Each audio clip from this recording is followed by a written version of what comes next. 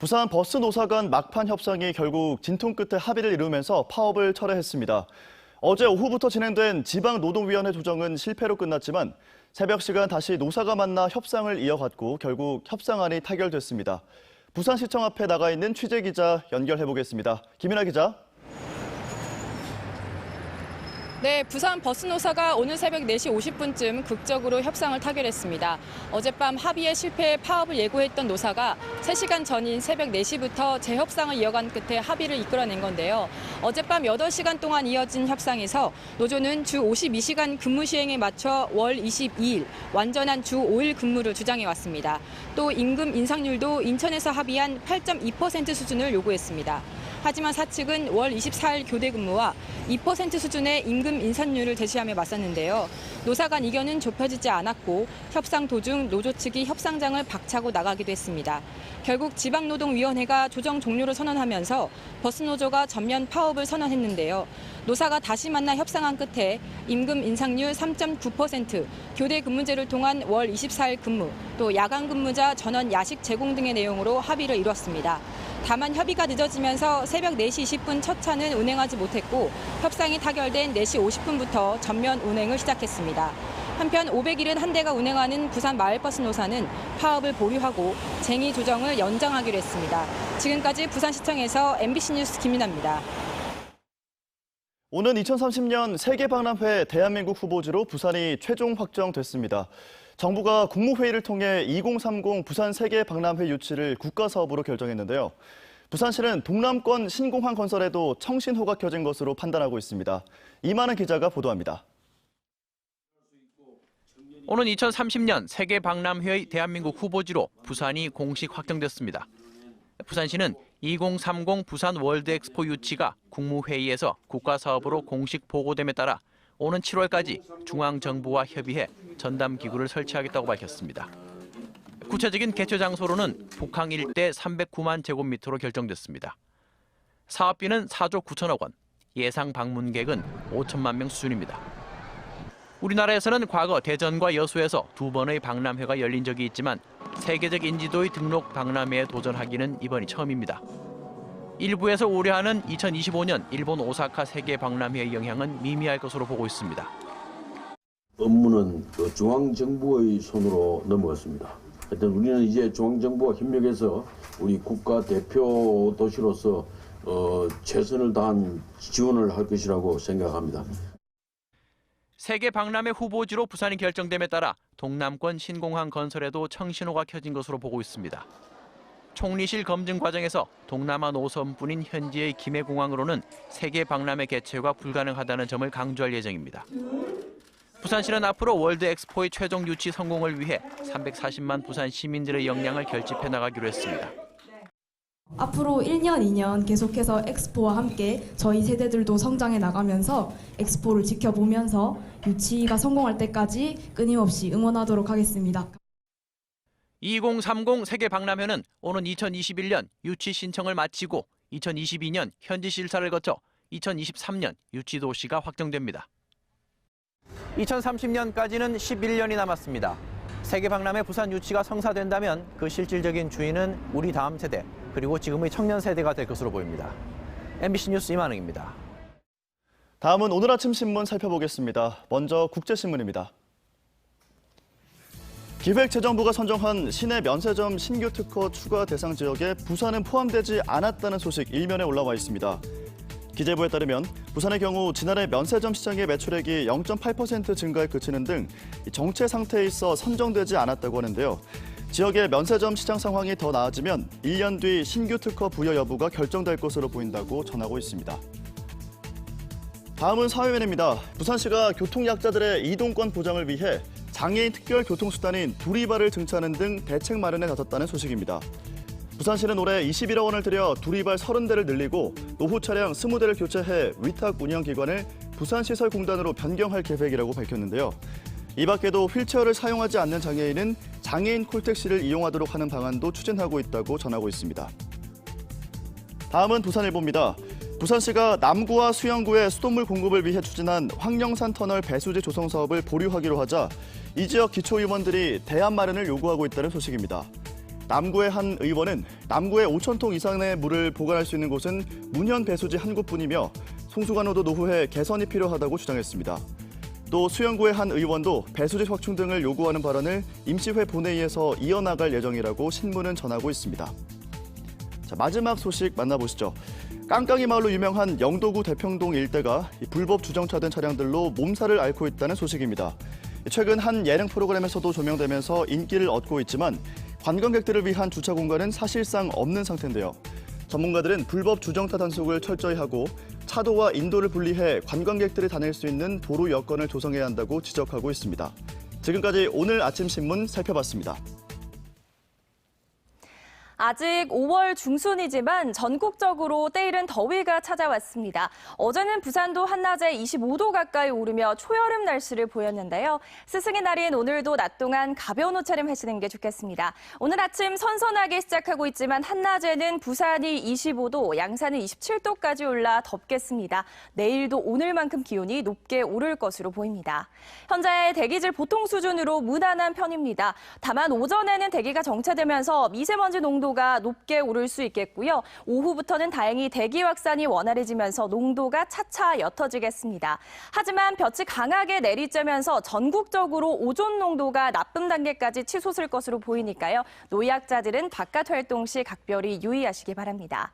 위성 영상 보시면 전국에 구름이 많이 지나고 있습니다. 오늘 가끔 구름이 많이 끼겠고요. 남부 내륙을 중심으로는 오후에 천둥 번개를 동반한 소나기가 오는 곳이 있겠습니다. 경남의 아침 기온은 15도 안팎으로 시작하며 어제와 비슷합니다. 한낮 기온은 울산과 창원이 25도, 거제는 26도로 어제보다 1, 2도가량 낮겠습니다. 바다의 물결은 먼 바다를 중심으로 최고 1.5m까지 비교적 낮게 일겠습니다. 주말에 비가 내리기 전까지는 대체로 맑은 날이 계속되겠습니다. 토요일에는 비가 내리며 기온이 조금 내려가긴 하겠지만 여전히 예년 기온을 웃돌겠고요. 다음 주 초반에도 또 한 차례 비 소식이 있겠습니다. 날씨였습니다. 조그만 텃밭은 물론이고 아파트 베란다에서 키우는 화분 한두 개도 괜찮습니다. 관련 조례를 보면 다양한 생활 공간에서 풀 한 포기만 키워도 도시농업을 하는 걸로 정의하고 있는데요. 그 인구가 부산에서만 17만 명을 넘었다고 합니다. 야무진경제 정은주 기자입니다. 해운대구의 한 경로당. 마당 상자 텃밭에서는 상추, 쑥갓 같은 쌈채소가 자라고 있습니다. 정규 과정을 거친 도시농업 관리사들의 도움으로 할아버지들이 직접 키운 것입니다. 뭐 아무 약도 안 주고 맛있다. 해운대 신시가지에 위치한 상가 건물 옥상입니다. 치커리와 토종부추 같은 채소류부터 국화 등 화해류까지 식물 80여 종이 상자 텃밭에서 자라고 있습니다. 140여 평 규모의 옥상 텃밭은 4년 전 시장 상인들과 주부들 위주의 지역 협동조합이 함께 조성한 겁니다. 도시농업의 매력에 빠진 주부들은 함께 농사도 짓고 수확한 작물로 나눔 장터도 열고 도시농업 전문가로 강의 활동에도 나서고 있습니다. 저희들도 여기서 많은 분들을 길러냈거든요. 그러니까 이제 가까이서 조금만 검색하시면 얼마든지 가능하고 여기 오신 분들도 여기서 수업받고 이렇게 되시고 굉장히 행복해하세요. 곤충 키우기도 도시농업의 한 부분입니다. 장수풍뎅이, 흰 점박이 꽃무지 같은 곤충부터 정갈 등 파충류까지 20여 종의 곤충과 파충류를 키우는 이곳은 곤충 체험마을입니다. 식용곤충인데 성충 때는 먹지 않고 애벌레 때 뭐 즙을 내서 먹기도 하고 뭐 환이라든지 아니면 얘네들 건조시켜서 먹기도 해요. 개인이나 단체에 체험 서비스를 제공하기도 하고 직접 키운 유충을 분양하기도 합니다.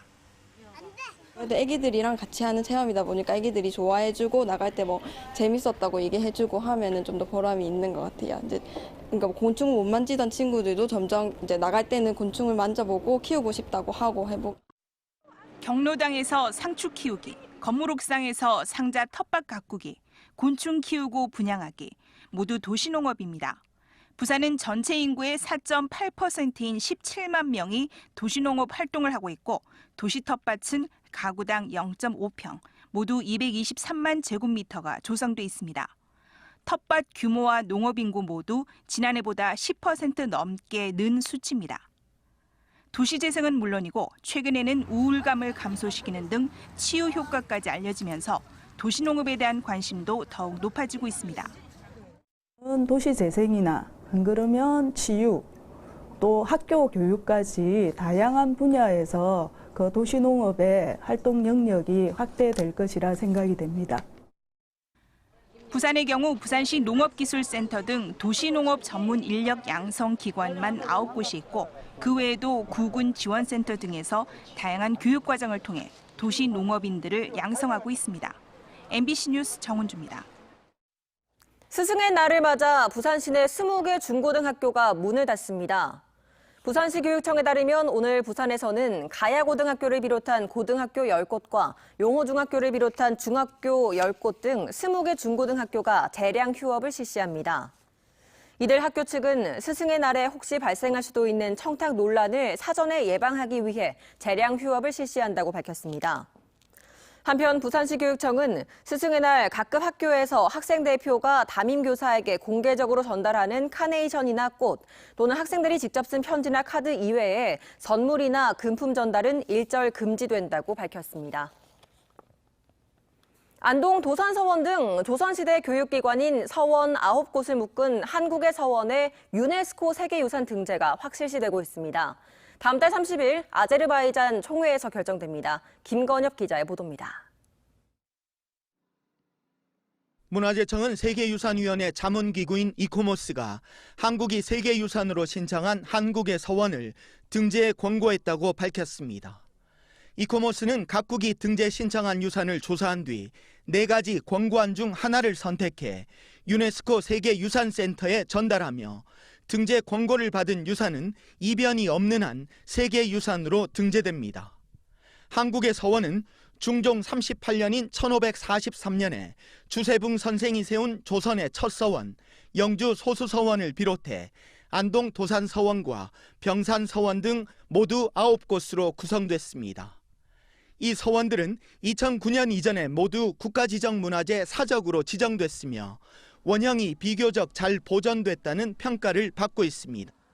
서원은 유교가 발달한 나라인 조선의 건축물로 성리학의 사회적 전파를 이끌고 정형성을 갖춘 건축 문화를 이루겠다는 점이 세계유산의 필수 조건인 탁월한 보편적 가치로 제시됐습니다.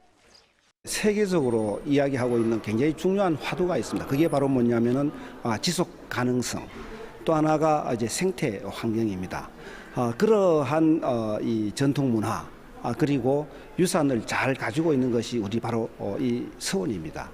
한국의 서원은 2016년 우리 정부가 세계유산 등재 신청을 자진 철회한 뒤 3년 만에 재도전 끝에 결실을 보게 됐습니다. 자진 철회 뒤 문화재청과 지자체는 보완 작업을 진행했고 지난해 1월 등재 신청서를 다시 제출해 재평가에서 합격점을 받았습니다. 한국의 서원은 아제르바이잔 수도 바쿠에서 6월 30일 개막하는 제43차 유네스코 세계유산위원회에서 등재 여부가 최종 확정됩니다. MBC 뉴스 김건엽입니다.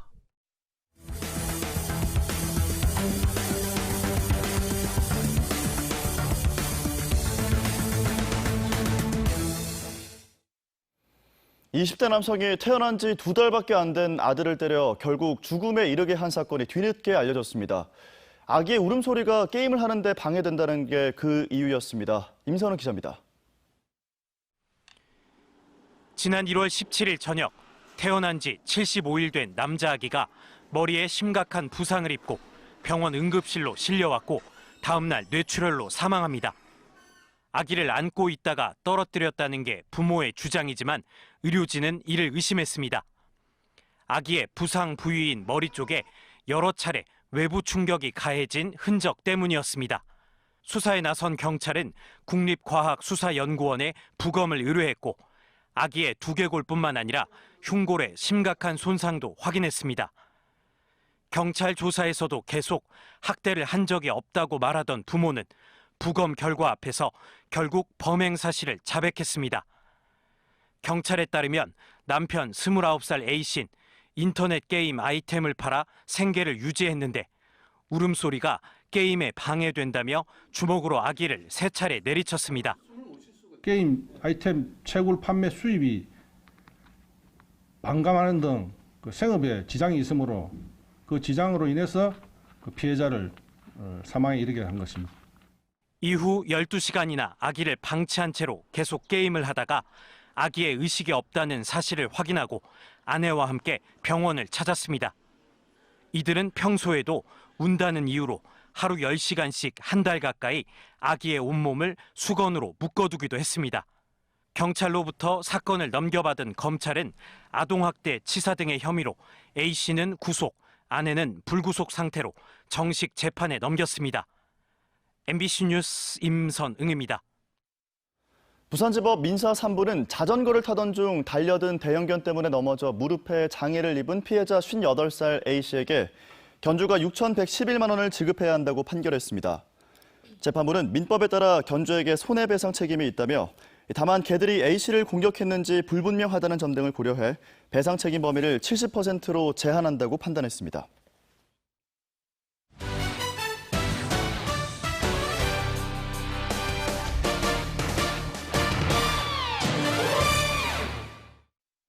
프로야구 롯데자이언츠가 선발 투수 제이크 톰슨의 완봉 투구에 힘입어 2연승을 달렸습니다. 롯데는 어제 사직구장에서 열린 LG와의 홈경기에서 2회와 4회에 터진 이대호의 연타석 홈런과 4회 채태인의 투런포에 힘입어 4대0으로 완승했습니다. 선발로 올라온 제이크 톰슨은 9이닝 동안 107개의 공을 던졌고 안타 3개만을 내주며 무실점으로 LG 타선을 꽁꽁 틀어막아 완봉승을 거뒀습니다. 이날 경기가 2시간 13분 만에 끝나면서 롯데는 2시간 51분이었던 최단 경기 시간 기록을 경신했습니다. 부산 국제 파생상품 포럼이 어제 해운대 파라다이스 호텔에서 열렸습니다. 한국거래소와 국제 파생상품 포럼이 공동 개최한 이번 포럼에는 금융감독당국과 국내외 시장 전문가들이 참가해 국내 파생상품 시장 제도의 개선 방안과 중장기 발전 전략에 대해 토론했습니다. 이번 포럼에 앞서 제4차 파생상품 시장 글로벌 자문위원회도 함께 열려 파생상품 시장 활성화를 통한 부산 금융중심지 위상 강화에 대해 논의했습니다. 개교 73주년을 맞은 부산대학교 학생들과 동문들이 지난해에 이어 올해 2번째로 사직야구장을 찾아 프로야구 롯데자이언츠 응원전을 벌였습니다. 부산대는 어제 저녁 6시 30분 사직구장에서 열린 롯데자이언츠와 LG트윈스와의 경기에 만석을 준비해 응원을 펼치는 부산대 롯데자이언츠 매치데이 행사를 열었습니다.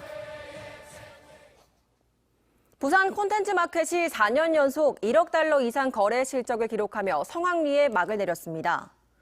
올해 부산 콘텐츠 마켓에는 48개 나라 730개 업체 3천여 명의 국내외 바이어가 참여하는 등 역대 최대 규모로 열려 체코 등 11나라가 새롭게 참가했고 1억 2천만 달러의 거래 실적을 달성했습니다. 특히 올해 첫 시행된 참가자 등록, 입장료 유료화 정책과 부산 기업 판로 개척을 위한 부산존 운영 등이 좋은 평가를 받았습니다. 올해 부산 국제 록 페스티벌이 오는 7월 27일부터 이틀간 사상구 삼락생태공원에서 열립니다. 올해는 개최 20주년을 맞아 영국의 케미컬 브라더스와 호주의 싱어송라이터 코트니 바넷, 태국 록밴드 페이퍼플레인, 일본의 화이트캐치 등이 참여합니다. 국내 밴드로는 잔나비를 비롯해 지난해 부산 국제 록 페스티벌 우승팀 클라우디안, 해체를 앞둔 피아 등이 출연합니다.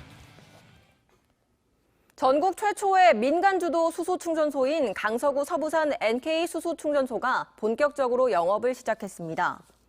이 충전소는 시간당 25kg의 수소를 충전하는 시설을 갖추고 있어서 일반 승용차 기준 하루 40대까지 충전이 가능하며 충전 가격은 1kg당 8,800원입니다. 평일은 아침 8시 반부터 저녁 6시 반까지, 토요일과 공휴일은 아침 9시부터 오후 5시까지 운영하며 일요일은 운영하지 않습니다. 국립수산과학원이 올해 여름바다도 고수온 현상이 나타날 것으로 예상된다며 피해 예방을 당부했습니다. 수산과학원은 올해 여름철 표층 수온이 평년보다 1도 이상 높아지는 등 고수온 현상이 나타날 것으로 예측돼 어패류 폐사 등 피해가 우려된다고 밝혔습니다. 지난해 부산 해안가에 30도 안팎의 고수온 현상이 이어지면서 육상 양식장 14곳에서는 12만 마리의 어패류가 폐사한 바 있습니다. 아직 5월 중순이지만 전국적으로 때이른 더위가 찾아왔습니다. 어제는 부산도 한낮에 25도 가까이 오르며 초여름 날씨를 보였는데요. 스승의 날인 오늘도 낮 동안 가벼운 옷차림 하시는 게 좋겠습니다. 오늘 아침 선선하게 시작하고 있지만 한낮에는 부산이 25도, 양산은 27도까지 올라 덥겠습니다. 내일도 오늘만큼 기온이 높게 오를 것으로 보입니다. 현재 대기질 보통 수준으로 무난한 편입니다. 다만 오전에는 대기가 정체되면서 미세먼지 농도가 높게 오를 수 있겠고요. 오후부터는 다행히 대기 확산이 원활해지면서 농도가 차차 옅어지겠습니다. 하지만 볕이 강하게 내리쬐면서 전국적으로 오존 농도가 나쁨 단계까지 치솟을 것으로 보이니까요. 노약자들은 바깥 활동 시 각별히 유의하시기 바랍니다. 위성 영상 보시면 전국에 구름이 많이 지나고 있습니다. 오늘 가끔 구름이 많이 끼겠고요. 남부 내륙을 중심으로는 오후에 천둥, 번개를 동반한 소나기가 오는 곳이 있겠습니다. 경남의 아침 기온은 15도 안팎으로 시작하며 어제와 비슷합니다. 한낮 기온은 울산과 창원이 25도, 거제는 26도로 어제보다 1, 2도가량 낮겠습니다. 바다의 물결은 먼 바다를 중심으로 최고 1.5m까지 비교적 낮게 일겠습니다. 주말에 비가 내리기 전까지는 대체로 맑은 날이 계속되겠습니다. 토요일에는 비가 내리며 기온이 조금 내려가긴 하겠지만 여전히 예년 기온을 웃돌겠고요. 다음 주 초반에도 또 한 차례 비 소식이 있겠습니다. 날씨였습니다.